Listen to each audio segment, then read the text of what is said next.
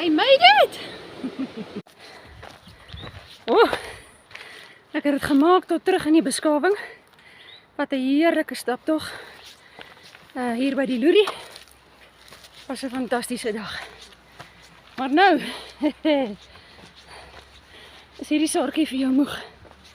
Mense, vandag besef ek net weer wat is die absolute belangrikheid van jou fiksheid en jou gesondheid en myne. Pas jou lewe op. Jy kry hom net een keer. Vredevolle dag vir jou en seën. Is die kotse.